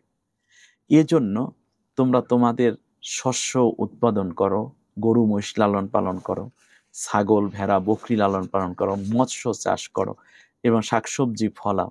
এতে করে তোমার মুনাফা ভিত্তিক যে ব্যবসায়িক একটা সিস্টেমের মধ্যে থাকো, শুধু টাকার বিনিময়ে টাকার মধ্যে ঢুকে পড়ো না, তাহলে একসময় খাদ্য সংকট বিশ্বে মানবতা দারুণভাবে ক্ষতিগ্রস্ত হবে। শায়েখ, আমরা আমাদের তোরটা মোটামুটি পেয়েছি, কিন্তু আপনার এই কথার সাথে আমি আরেকটু একটা জিনিস অ্যাড করবো, যে ব্যাংকিং করতে গেলেও আমার মানে ধর্মের প্রয়োজন, নির্দেশনা রয়েছে, Of course. ইসলামের নির্দেশনা রয়েছে। আমাদের জীবন ব্যবস্থাতে কোরআনের এবং ধর্মের কি কি প্রয়োজনীয়তা রয়েছে, এটা একটু সাথে বলবেন। যে আমরা তো শুধু মানে বাঁচতেছি ব্যাপারটা তো এরকম না, ধর্মের অনেক বড় একটা রোল আমাদের জীবনে আছে, একটা গাইডলাইন আমাদের জীবনে আছে। এই প্রয়োজনীয়তাটা আপনি কিভাবে দেখছেন? তো অনেক বড় একটা কোশ্চেন আসলে।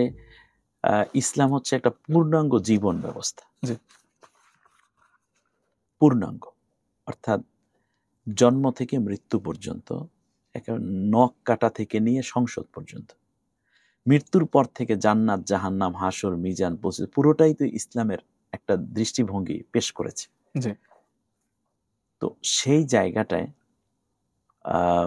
যখন কোনো মানুষ আসে, তখন ইসলামের সবচেয়ে বড় নিদর্শন হচ্ছে, মানে গাইডলাইনটাই হচ্ছে এই যে, মা আতাকুমুর রসুল ফাখুজুহু ওমা নাহাকুম আনহু ফান্তাহু, তোমাদের রসুল যা নিয়ে এসছেন সেগুলো তোমরা আমল করো, আর যা তিনি নিষেধ করেছেন সেগুলো তোমরা ডিনাই করো, বিরত থাকো।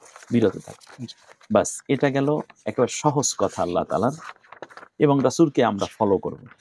অপরদিকে আল্লাহ তাআলাও বলেছেন যে আমারই অনুগত হও, ওমা খলাকতুল জিন্না ওয়াল ইনসা ইল্লা লিয়াবুদুন, আমার জিন এবং ইনসান জাতিকে আমি তৈরি করেছি একমাত্র আমার ইবাদতের জন্য। এইটা একটা ব্যাপার। আবার আল্লাহ সুবহানাহু ওয়া তাআলা চমৎকার করে বলেছেন যে উদখুলু ফিস সিলমে কাফা, ইসলামে তোমরা পরিপূর্ণভাবে দাখিল হবে, কমপ্লিটলি এন্ট্রাই হও ইসলামের ভেতরে।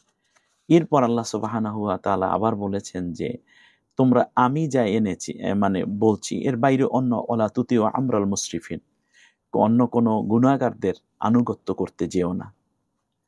ইসলামের এই যে বিষয়গুলো, অর্থাৎ হাবোধক 500 আয়াত, না বোধক 500 আয়াত, এটা করো, এটা করো না, এই নির্দেশনা নিয়েই মূলত কোরআনের মহকামাত আয়াতগুলো রয়েছে।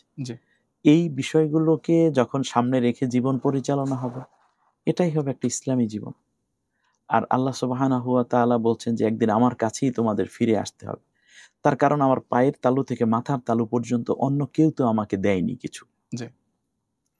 আমি যে চোখ দিয়ে দেখছি, এটা তো অন্য কেউ এখানে কোনো অবদান রাখেনি।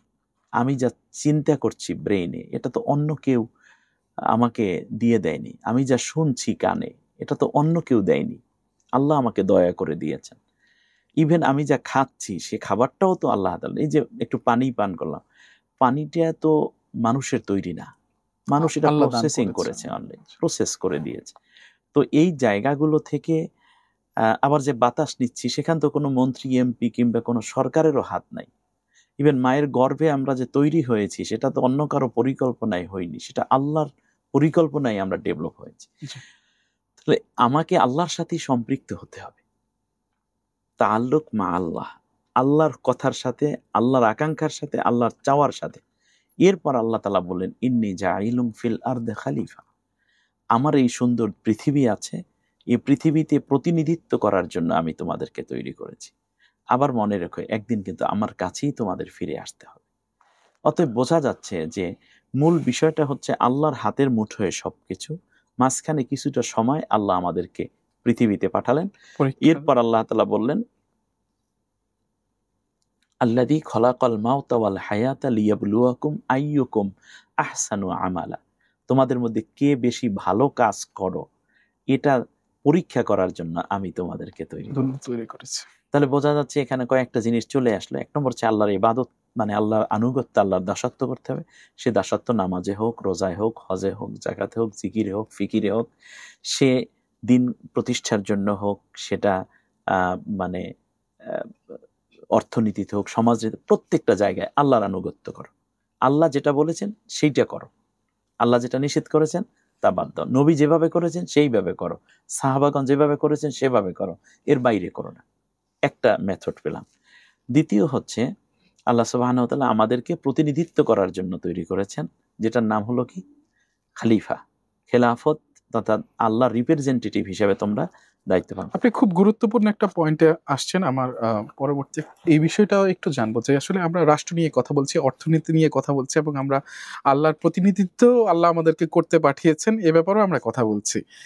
তো আপনি এর সাথে আমাকে একটু জানাবেন যে রাজনীতিতে আলেমদের আসা জরুরি কিনা, এই ব্যাপারটাও একটু জানাবেন যে রাজনীতির যে সমসাময়িক বিষয়তে আলেমদের আসা জরুরি কিনা, এটাও একটু জানাবেন।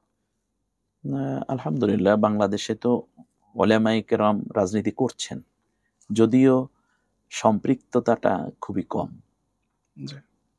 রাজনীতি আগে আমার বোঝা দরকার যে রাজনীতিটা আসলে কি। রাজনীতি হচ্ছে নীতির রাজা, নীতির রাজা। যেমন পথের রাজা, সেটা কি বলে?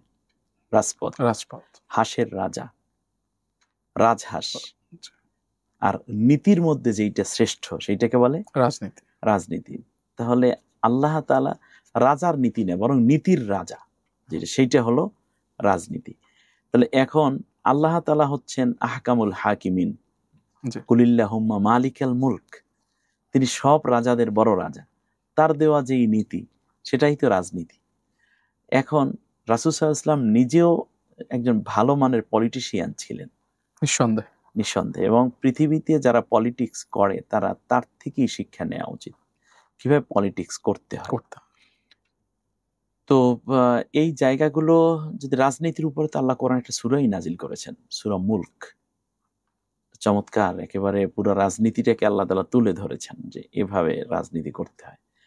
এরপরে আল্লাহ তাআলা কোরআনে বলছেন যে আফা হুকমাল জাহিলিয়াতি ইয়াবগুন ওমান আহসানু মিনাল্লাহি হুকমান লিকাওমি ইউকিনুন, তারা কি আমি আল্লাহ ব্যতীত অন্য কোনো বিধি বিধান তালাশ করে, অন্য কোনো নীতি, অন্য কোনো পন্থা অবলম্বন করার চেষ্টা করে? আসলে আমি আল্লাহর চেয়ে ভালো বিধানদাতা আর কে হতে পারে, বা রাজনীতি, নীতি, নৈতিকতা দেওয়ার অধিকার কার থাকতে পারে? এই ওলা তুতিউ আমরাল মুসরিফিন, আল্লাহ কোরআনের অন্য আয়াতে বলছেন যারা আমার নীতির বাইরে অন্য কোনো নীতি নিয়ে আসে তোমরা তাদের ওই নীতির আনুগত্য স্বীকার করো না। এটা আল্লাহর স্পষ্ট কথা। মক্কায় রাসূল সাল্লাল্লাহু আলাইহি ওয়াসাল্লাম আবু জেহেলের নীতির উপরে 13টা বছর পর্যন্ত নবুয়ত পাওয়ার পরেও চেষ্টা করেছেন যে আল্লাহর নীতিটা এখানে বাস্তবায়ন হোক। এই জন্য তিনি দাওয়াতি কাজ করলেন, তাদেরকে বোঝালেন, কিন্তু জাতি উল্টো বুঝলো। শেষ পর্যন্ত রাসূল সাল্লাল্লাহু আলাইহি ওয়াসাল্লাম বললেন যে ঠিক আছে, আমি তাহলে এখানে পারবো না, আমি অন্য জায়গায় হিজরত করতে হলো। হিজরত করেন। কন্ট্রাডিকটিভ হচ্ছে ওই জায়গাটায়। যেমন মনে করেন মানুষ কোশ্চেনটা হচ্ছে যে আপনি রাজনীতি করার ক্ষেত্রে আপনি কার নীতিতে দেশটা চালাবেন, কার নীতিতে আপনার বিধানটা প্রণয়ন করবেন, কার নীতিতে, কার দেখানো পথ এবং পন্থায় আপনি অর্থ, সমাজ, শিক্ষা, সংস্কৃতি চালাবেন। এখন দুইটা প্রশ্ন, একটা হচ্ছে মানুষের মন গড়া নীতিতে, আর একটা হচ্ছে আল্লাহর নীতিতে। পৃথিবীতে যত নবী রাসূল এসেছেন সবাই বলেছেন যে রাষ্ট্রও ভাঙবে না, সংসদও ভাঙবে না, কিছুই পরিবর্তন হবে না, শুধু পরিবর্তন হবে নীতিটা। সেটা কি, তোমরা চালাচ্ছ তোমাদের ইচ্ছা এবং তোমাদের সুবিধা, তোমাদের আকাঙ্ক্ষা দিয়ে, মানুষ হয়ে মানুষের উপরে আইন দিয়ে চালাচ্ছ, আর আমি এসেছি মানুষের উপরে আল্লাহর আইনকে বাস্তবায়ন করার জন্য। লিইয়ুযহিরাহু আলা দ্বীনি কুল্লি, মানব রচিত মতবাদকে বাদ দিয়ে আমরা আল্লাহরটা মেনে নিই। তারাও আল্লাহকে মানতো কিন্তু আল্লাহর আইনটা মানতো না। পৃথিবীতে ফেরাউন, নমরুদ যা বলেন, তো সবাই কিন্তু আল্লাহকে বুঝতো, আল্লাহকে মানতো, কিন্তু আল্লাহর আইনটা মানতো না। নবীরা যখন এসে আল্লাহর আইনের কথা বলেছেন, আল্লাহর বিধানের কথা বলেছেন, তখনই মূলত কন্ট্রাডিকশনটা শুরু হয়েছে।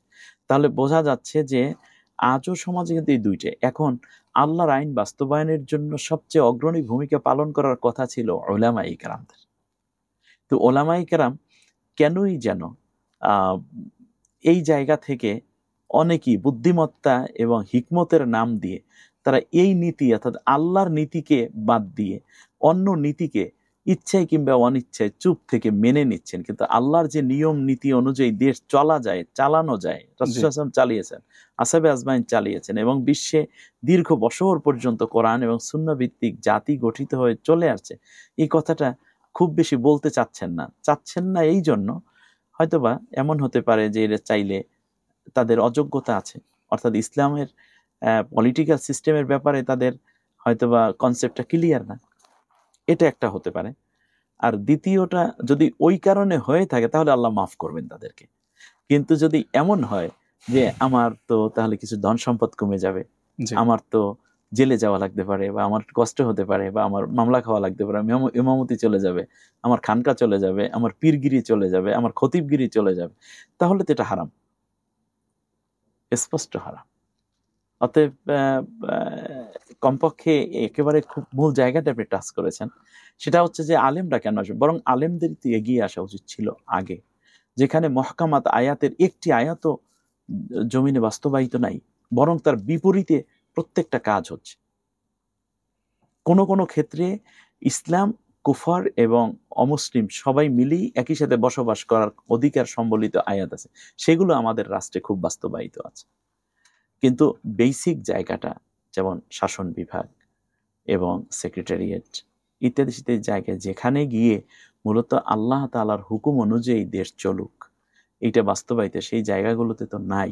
অতএব আমার মনে হয় আলেমদের বেশি বেশি ইনক্লুড হয়ে প্রাথমিকভাবে বেশি দাওয়াতি কাজ করা দরকার। এবং এই জাতিকে নামাজের কথা বলা হলো আকিমুসসালাহ, এই এখনো পর্যন্ত তবলিগের ভাইরা এটা বোঝাচ্ছেন, আহলে হাদিসের ভাইরাও বোঝাচ্ছেন, বক্তারাও বোঝাচ্ছেন, যারা টকিং করছেন টেলিভিশনে তারাও বোঝাচ্ছেন, খতিবরাও বোঝাচ্ছেন।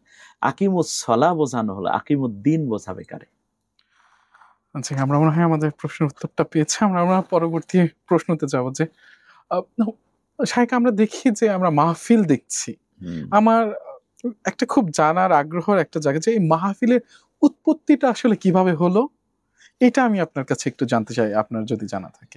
মাহফিল তো মূলত একটা কাজের হয়তোবা বর্তমান যেটা আছে এটা একটা লেটেস্ট ভার্সন আপনি দেখছেন, কিন্তু এটা তো সৃষ্টি হয়েছে আরো আগ থেকে। আল্লাহ তাআলাই তো প্রথম, আল্লাহ রাব্বুল আলামিন প্রথমে একটা রুহগুলোকে সব সৃষ্টি করে তারপর একটা ওয়াজ দিছিলেন।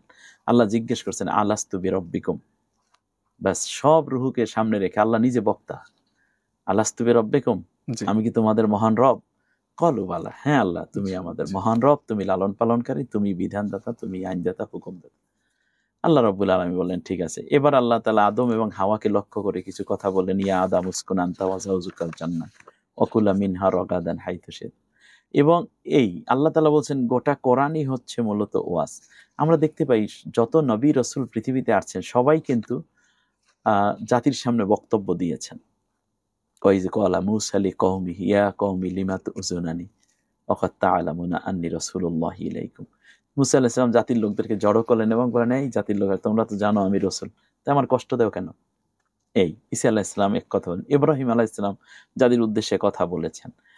এই যে কথা বলা, এটা হচ্ছে একবার ওয়াজ। এটাকে আরবিতে বলে ওয়াজ মানে হচ্ছে সদ উপদেশ, আর নাসিয়া মানে হচ্ছে মানুষের মধ্যে গাইডলাইন মূলক দিক নির্দেশনা দেওয়া। এটা হলো নাসিহা। ওয়াজ এবং নাসিহা, আল্লাহ তাআলা বলছে মাউইজাতুল লিন্নাস, আমি আল্লাহ তাআলা এই কোরআনটাকে ওয়াজের কেতাব বানিয়ে দিয়েছি। তো আমাদের এই ভূখণ্ডের কথা যদি বলেন, তো এটা এইভাবে এসেছে। রাসূল সাল্লাল্লাহু আলাইহি ওয়াসাল্লাম যখন আরাফাতের ময়দানে বক্তব্য দিলেন, কাইন্ডস অফ ওয়াজ, জাতির সামনে তিনি বক্তব্য, হ্যাঁ আমার মানব মণ্ডলী, আজকের উপস্থিতি, বিদায় হজের বিষয়টা জানেন। যখনই কোরআনের আয়াত নাজিল হতো, রাসূল সাল্লাল্লাহু আলাইহি ওয়াসাল্লাম সাহাবীদেরকে ডাকতেন, তারপর মসজিদে নববীতে তাদেরকে জড়ো করতেন, তারপর মিম্বরে দাঁড়াতেন। আমরা কিন্তু এ ব্যাপারে যথেষ্ট হাদিস এবং কোরআনের বিভিন্ন পাই। তখন রাসূল সাল্লাল্লাহু আলাইহি ওয়াসাল্লাম বলতেন এটা কাইন্ডস অফ ওয়াজ। এটাকেই আস্তে আস্তে করে বাংলার মধ্যে নিয়ে আসছে মাহফিল। মাহফিল মানে হচ্ছে অনুষ্ঠান। মাহফিল, হাফলা মানে মাহফিল শব্দের অর্থ হলো অনুষ্ঠানের জায়গা। আর অনুষ্ঠানের জায়গায় বসে যে ওয়াজ করা হয়, সেটা হচ্ছে মানুষের জন্য সদুপদেশ দেওয়া আর গাইডলাইন মূলক কথা বলা, নাসিহা। তো বাংলাদেশের প্রেক্ষাপটে একটা সময় ওয়াজ এর ধরন ছিল হলো শুধুমাত্র বয়াত দিয়ে, ফার্সি বয়াত, উর্দু বয়াত, এটা হুজুরেরা খুব ভালো বলতে পারতেন এবং সুর দিয়ে দিয়ে। এখনো কিছু কিছু বিশেষ করে কওমি ওলামায়ে কেরাম যারা বক্তা, তারা খুব মজা করে ফার্সি সুর টুর দেন, খুব ভালো লাগে। কিন্তু বিগত 50 থেকে 60 বছর ধরে বাংলাদেশে ওলামায়ে কেরামদের মধ্যে আরেকটি গ্রুপ তৈরি হয়েছে, যারা বয়াত বাদ দিয়ে আয়াত দিয়ে আয়াতের তাফসীর শুরু করে দিল। এই একটা ধারা, এই প্যাটার্নে আলহামদুলিল্লাহ বাংলাদেশে এখন অনেক কমই আলেম এবং আলিয়ার ওলামায়ে কেরাম, এমনকি আপনাদের মতো জেনারেল শিক্ষিত যারা, তারাও এখন কথা বলছেন, কিন্তু আয়াত বাই আয়াত দিয়ে অথবা আয়াতের রেফারেন্স হাদিস দিয়ে, যেটা খুবই হৃদয়ে আসর করার মতো। তো এটা একটা নতুন ধারা শুরু হয়েছে।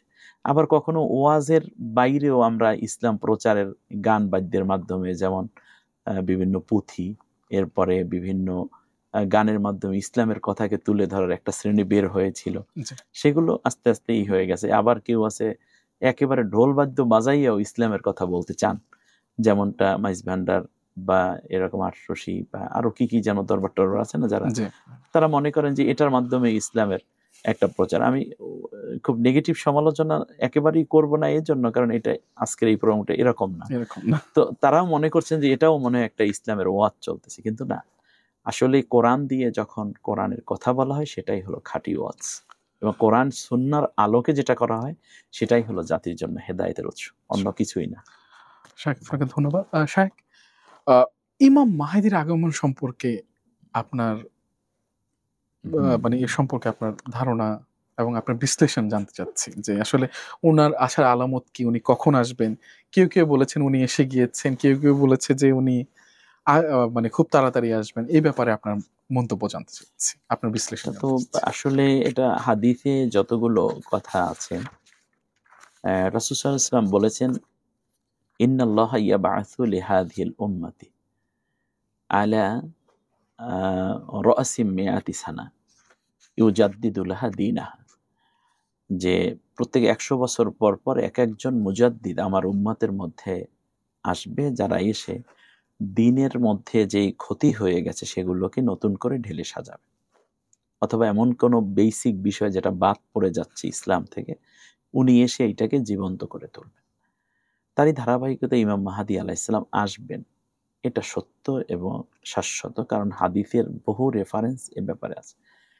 রাসূল সাল্লাল্লাহু আলাইহি ওয়াসাল্লাম বলেছেন যে ইমাম মাহদীর আগমনের পূর্বে যে আলামতগুলো হবে, তা হচ্ছে মুসলমানদের উপরে একটা চরম পীড়ন যাবে, মুসলিম জাতির মধ্যে অনেকগুলো ডিভাইডেড হয়ে যাবে, জাতি ঐক্য থাকবে না, তো নামে মুসলিম হবে কিন্তু ইমান ইসলাম শিক্ষাটা উঠে যাবে, এবং জুলুম চলবে, মুলকান জাবারিয়া যেটা বলা হয়েছে হাদিসের ভাষায়, জুলুম তন্ত্রটা খুব বেশি প্রায়োরিটি পেয়ে যাবে, এক জুলুমকারীকে আর এক জুলুমকারী সাহায্য করবে, এবং এমন অবস্থা হবে যে খাবার বর্তনে নিয়ে যেমন করে ডাকেন একজন, এই ভাই আসেন খায় না কথা, ঠিক এভাবে একজনে হত্যা করে আর একজনকে ডাকবে, আসো এই মুসলমানদেরকে মারতেছি, তুমিও শামিল হও, হত্যা করে শামিল হয়ে যাও, আমি একা পারছি না, তো আসো তুমিও কিছু গোলা বারুদ নিয়ে আসো, এদেরকে মেরে ফেল।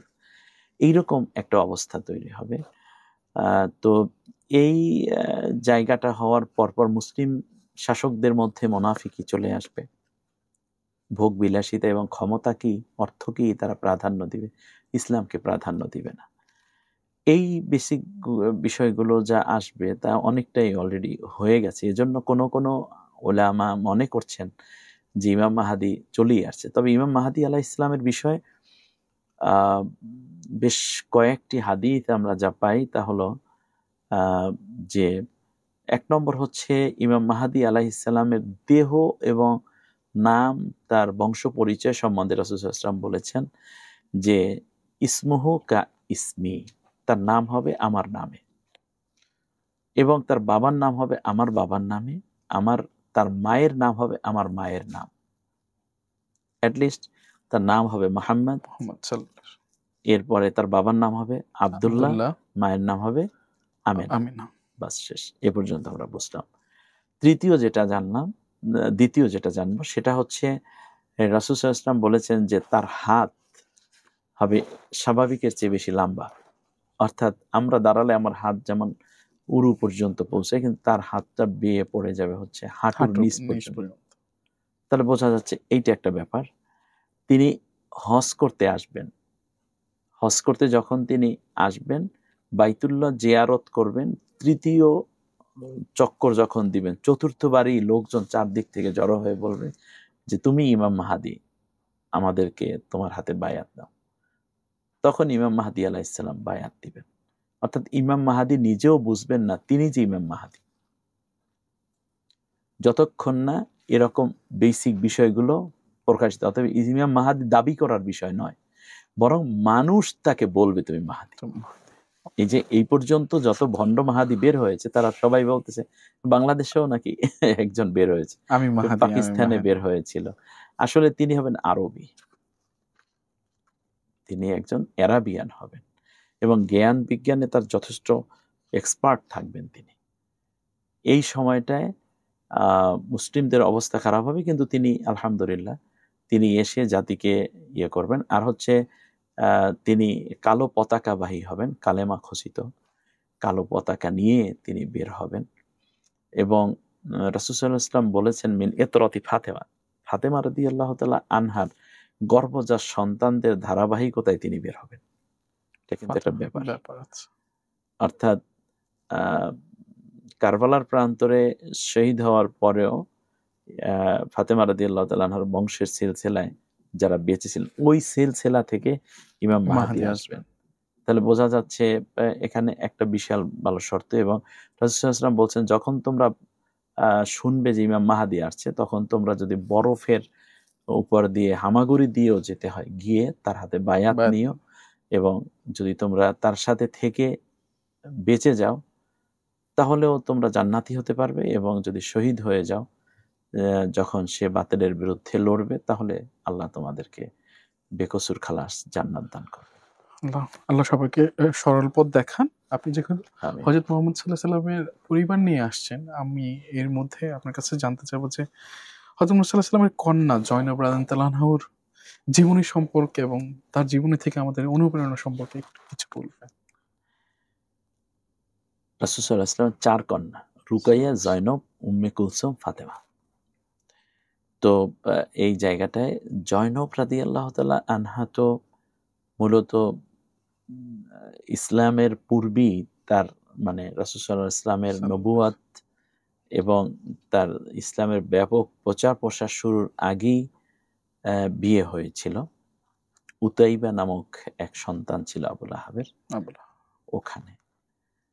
তো বিয়ের পরে গ্রাজুয়ালি যখন দেখা গেল যে রাসূল সাল্লাল্লাহু আলাইহি ওয়াসাল্লাম তাওহীদ প্রচার করছেন, একটা পর্যায়ে আবু লাহাব ডেকে রাসূল সাল্লাল্লাহু আলাইহি ওয়াসাল্লামকে তো পাথর মারলো আমরা জানি, তারপর সূরা লাহাব নাজিল হলো, এবং ঘরে শাশুড়ি ছিল উম্মে জামিলা, সেও তো প্রচণ্ড এক বদমেজাজি মহিলা ছিল, যে ব্যাপারে আল্লাহ কোরআনে বলছেন। এবং সে রাসূলুল্লাহ সাল্লাল্লাহু আলাইহি ওয়াসাল্লামের পথে বিষটা বিছাইয়ে রাখতো, এমনকি মলমূত্রের পরপর রাসূলুল্লাহ সাল্লাল্লাহু আলাইহি ওয়াসাল্লামের পথে কাঁটা বিছাইয়ে রাখতো। এবং সে মানে কষ্ট দেওয়ার বলে বেড়াইতো কোনো মুজাম্মামান আসাইনা আমরাহু আবাইনা ওয়া দীনাহু কলাইনা, যে মোহাম্মদ আসলে মুজাম্মাম সবচেয়ে নিকৃষ্ট একটা মানুষ, আল্লাহ খারাপ তাদের মানুষ। নালো এরকম যে আমরা চাচি হয়ে তার আনুগত্য করি না, তোমরা কি বেশি বোঝো? হ্যাঁ, আমাদের ঘরের ছেলে ও মোহাম্মদ কেনই হবে, নবী হবে, সে তো পাগল। নাউজুবিল্লাহ। তো যাই হোক, একটা পর্যায়ে এসে ঘরে বাইরে সে প্রচন্ড কষ্ট পাচ্ছে তিনি, জয়নব। একটা পর্যায়ে রাসূল সাল্লাল্লাহু আলাইহি ওয়াসাল্লাম এর ব্যাপারে যখন প্রস্তাব করা হলো যে তোমাকে আমি এই সংসার ত্যাগ করে চলে যাওয়ার জন্যই নির্দেশ দিচ্ছি, এটা হলো আবু লাহাব যখন বলল যে কেন, আমার দোষটা কি? বলছে তোমার দোষ হচ্ছে দুইটা। এক নম্বর হচ্ছে তুমি মুহাম্মাদের কন্যা, এইটা দোষ। আর দ্বিতীয় দোষটা হচ্ছে তুমি মুসলমান, কালেমা পড়েছ। ইতিমধ্যে রাসূল সাল্লাল্লাহু আলাইহি ওয়াসাল্লামের কন্যাকে আবার অত্যাচার করার জন্য তার ছেলেকে প্ররোচিত করত। একদিন রাসূল সাল্লাল্লাহু আলাইহি ওয়াসাল্লাম দেখতে গিয়েছিলেন জয়নবকে। তখন বাবা তো সন্তানের কাছে যায় স্বাভাবিকভাবে, গিয়ে দেখতেছেন শরীরের মধ্যে কিছু কিছু ক্ষত স্পষ্ট। তখন রাসূল সাল্লাল্লাহু আলাইহি ওয়াসাল্লাম জিজ্ঞেস করেন, তুমি কেমন আছো? মুস্কি হাসি দিয়ে বলছে, আলহামদুলিল্লাহ, আমি খুব ভালো আছি। বাবার মন তো বুঝে ফেলেছে। বলছেন, তুমি ধৈর্য ধারণ করো, আল্লাহ তোমাকে উত্তম পুরস্কার দিবেন। একটা পর্যায়ে চলে গেলেন। রাসূল সাল্লাল্লাহু আলাইহি ওয়াসাল্লাম হিজরত করলেন। হিজরতের পর ওই উতাইবাকে দিয়ে চরম মার দেওয়ানো হলো। এরপর বলল যে তুমি কালেমা ছেড়ে দাও, মুহাম্মদ তোমার পিতা, এই পরিচয় বন্ধ করে দাও, তাহলে থাকবা, আর নাহলে তোমাকে এই সংসার রাখবই না, চলে যেত।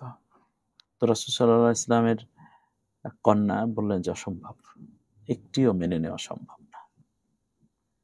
ততক্ষণে তিনি প্রেগনেন্ট ছিলেন, যতটুকু আমরা দেখেছি বই পুস্তকে লেখা। তো একটা পর্যায়ে তাকে যখন নিয়ে যাওয়া হচ্ছে, আগেই বলল যে তাহলে আমার গর্ভে যে সন্তান আছে, সন্তানটা প্রসব হোক, তারপরে আপনি আমাকে পাঠিয়ে দেন আমার বাবার কাছে মদিনে। বলল যে তোমার এই সন্তান আমার কোনো লাভ আসবে না। আবু লাহাব বলতেছে, তার কারণ তোমার গর্ভের সন্তান মুহাম্মাদের চরিত্রবান হবে, আমাদের চরিত্র পাবে না। তারপরে একটা উট দিয়ে দিলে, একজন ভৃত্যের সহযোগিতায় তিনি যাচ্ছেন। কিন্তু মক্কা এবং মদিনার মধ্যে জোহফা নামক একটা জায়গা, এখানে যাওয়ার পরে আগেই আবার উতাইবা এবং তার ৩-৪ জন বন্ধু নিয়ে ওত পেতে বসেছিল। সন্ধ্যাবেলা যখন আসলো, অন্ধকার, পিছন থেকে তীর মারতেছে, হত্যা করে ফেললো। কারণ মক্কা মদিনার মধ্যবর্তী পাঠাইছিলাম তো, পথে মরে গেছে, জাস্ট এইরকম। তাদের উপরে কোনো ধরনের দোষ না আসে, আর দোষ করলেই দেখি, তার কারণ ওরকম মরেই তো, মুহাম্মাদের সন্তান না, নাউজুবিল্লাহ। অর্থাৎ এত তুচ্ছ এবং তাচ্ছিল্যের মধ্যে রাখছে। একটা পর্যায়ে যা করার তাই তীর মারতেছে, কিন্তু একটা তীর এসে হঠাৎ তার কোমরের মধ্যে ভেতরে ঢুকে পড়েছে। উঠ থেকে পড়ে গেছেন, তখন বেহুশ, বাচ্চাটা গর্ভপাত হয়ে গেছে। তো অনেকক্ষণ পরে হুশ হয়েছে, কিন্তু ততক্ষণে উটনি যেটা ছিল সে আবার মুখের মধ্যে থেকে পেটের ভিতর পানি এনে হযরত জয়নবকে পান করিয়েছে। কারণ উটের পেটের ভিতর কিন্তু পানি মজুদ থাকে। আর ওই বাচ্চা যেটা হয়েছিল, মুখ দিয়ে বালু সরিয়ে ওকে দাফন করে দিয়েছে আগেই উটটায়। এরপর উটের পিঠে করে রাসূল সাল্লাল্লাহু আলাইহি ওয়াসাল্লামের কন্যাটা যাচ্ছে। এই ফাঁকে আবার তীরটাও টেনে উট নিজেই বের করে ফেলেছে। উট এমন এক প্রাণী যে মানুষের কষ্ট দুঃখ বোঝে মরুভূমিতে। আর রাসূল সাল্লাল্লাহু আলাইহি ওয়াসাল্লামের কন্যা স্বাভাবিক, এটা আমাদের জন্য একটা নিদর্শন ইসলামের পথে চলতে গেলে, অনেক বড় একটা শিক্ষাও। এইদিকে রাসূল সাল্লাল্লাহু আলাইহি ওয়াসাল্লাম মনটা কেমন যেন করতেছে, ৩-৪-৫ দিন পর্যন্ত বারবার মক্কার দিকে আসেন, মদিনার উপকণ্ঠে, কিন্তু কিছুই, মনটা ভালো না লাগলে ঘরের বাইরে আমরা যেমন যাই, আর মক্কার দিকেই নবীর মন টানে। হঠাৎ করে দেখতে পাচ্ছি যে উটের পিঠে একলা ক্ষীণকায় একজন নারী বসা। রাসূল সাল্লাল্লাহু আলাইহি ওয়াসাল্লাম আরো সামনে গেলেন। জয়নব রাসূল সাল্লাল্লাহু আলাইহি ওয়াসাল্লামের বুকের মধ্যে একেবারে ঝাঁপ দিয়ে পড়েছে, আব্বা আমি এসেছি, কিন্তু আমার অবস্থা খুব ভালো না। রাসূল সাল্লাল্লাহু আলাইহি ওয়াসাল্লাম কোলের মধ্যে করে ঘরে নিয়ে গেছে। এইদিকে সব ঘটনা খুলে বলছে। সেই সময় তো এত ট্রিটমেন্ট ভালো ছিল না। ইতিমধ্যে বদরের যুদ্ধ শুরু হয়ে গেল। জয়নব আর সেরে ওঠে নাই। এরপরে যখন সবার কাছ থেকে রাসূল সাল্লাল্লাহু আলাইহি ওয়াসাল্লাম বিদায় নিচ্ছেন, শেষে গেছেন জয়নবের রুমের মধ্যে। রুমের মধ্যে গিয়ে দেখতেছেন জয়নব মরা মানুষের মতোই পড়ে আছে। হঠাৎ করে রাসূল সাল্লাল্লাহু আলাইহি ওয়াসাল্লামের প্রবেশের একটু পেয়ে জয়নব চোখ খুলছে, আবার চোখ বন্ধ করে ফেলছে, এত ক্লান্ত। রাসূল সাল্লাল্লাহু আলাইহি ওয়াসাল্লাম বললেন, জয়নব, আমি যুদ্ধে যাচ্ছি, মাগো তুমি আমার জন্য দোয়া করো। একথা বলার সাথে সাথে জয়নব রাসূল সাল্লাল্লাহু আলাইহি ওয়াসাল্লামের একটু ইশারা করছেন, আস্তে করে ফিসফিস করে বলতেছে, আব্বা, আমার মনে হচ্ছে আমি আর বাঁচবো না। আমার নাকের মধ্যে আমি জান্নাতের সুঘ্রাণ পেয়েছি। আপনি যান, আল্লাহ আপনাকে বিজয় দান করুন, তো আমাকে হয়তো এসে আপনি পাবেন না। রাসূল সাল্লাল্লাহু আলাইহি ওয়াসাল্লাম এরপরেও থামলেন না, কিন্তু রওনা করলেন। দরজা পর্যন্ত গেছেন, পেছন দিক থেকে একজন দৌড়ে এসে বলতেছে, রাসূল, জয়নব তো ইন্তেকাল করেছে। রাসূল সাল্লাল্লাহু আলাইহি ওয়াসাল্লাম বাড়ির ভেতরে গেলেন, বললেন ওকে গোসল করো। গোসল করানো হলো। রাসূল সাল্লাল্লাহু আলাইহি ওয়াসাল্লাম জানাজা পড়িয়ে তারপরে কবরের মধ্যে রাখলেন। জয়নবের জন্য দোয়া করলেন। দোয়া করে উঠে দাঁড়িয়েছেন যতক্ষণ, ততক্ষণ সালাতুল মাগরিব ওয়াক্ত প্রায় হয়ে আসতেছে। রাসূল সাল্লাল্লাহু আলাইহি ওয়াসাল্লাম একদিকে হাত ঝাড়তেছেন আর বদরের দিকে যাচ্ছেন। এখানে দাঁড়িয়ে দোয়া করা কিংবা এখানে দাঁড়াইয়া যে একটু বালুগুলো ঝাড়বেন, এটাও না। কারণ রাসূল সাল্লাল্লাহু আলাইহি ওয়াসাল্লাম জানেন যে আমার কন্যাকে ফিরে পাবো না, কিন্তু দ্বীন প্রতিষ্ঠার আন্দোলনে অথবা বাতিলের মোকাবেলায় আমি যদি দেরি হয়ে যায়, তাহলে আল্লাহ অসন্তুষ্ট হয়ে যাবে। এরপরে তিনি চলে গেলেন এবং এই যুদ্ধে রাসূল সাল্লাল্লাহু আলাইহি ওয়াসাল্লামকে আল্লাহ তাআলা মুসলিমদেরকে বিশাল বিজয় দান করেছেন, আমরা জানি। তো যে বিষয়টা আমরা পাই সেটা হচ্ছে আল্লাহ রাব্বুল আলামিন দ্বীন প্রতিষ্ঠার কাজকে ফরজ করেছেন আর বিরোধিতা করাকে হারাম করেছেন। তো এই ফরজ কাজকে বাদ দিয়ে স্বজনের মায়ায় পড়ে থাকা, এটা নবীর সুন্নাত ছিল না। এটা একটা দিক আমরা জানলাম।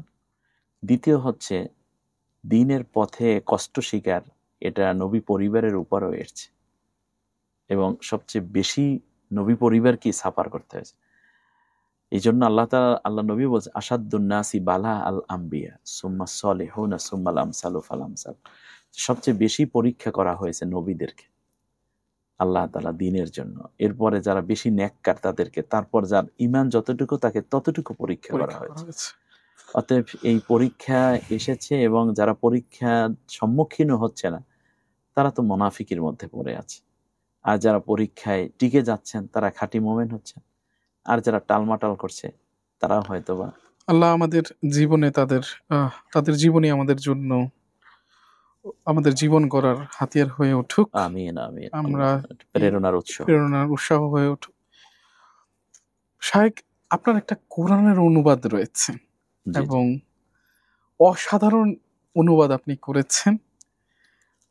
এই খিদমতের সম্পর্কে একটু বলবেন? এটা তো আমি যখন দেখলাম যে আমার যে মেথড, আমার বাচ্চারা বা আমার স্টুডেন্টরা, বড় হোক ছোট হোক, তারা যখন কোরআন পড়ে তখন ওই যে বাজারের যেই কোরআন যেভাবে ছাপা আছে যেভাবে, ওইটার সাথে গিয়ে এদের মিশাতে কষ্ট হয় আরবি ফন্টটা।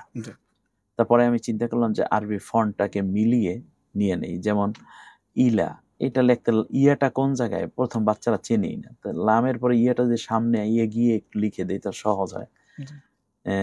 ইন্নি, শাইইন, কদির ইত্যাদি এই শব্দগুলো, বেশ কিছু যুক্ত অক্ষরগুলো ওরা মিলাইয়া পারতেছে না। আলহামদু, হাটা নিচের দিকে না, সামনে এনে হায়ের মাথাটা যোগ করে দিলে বাচ্চারা খুব সহজে বুঝতে পারবে, বা স্টুডেন্টরা নতুন যারা পড়ে।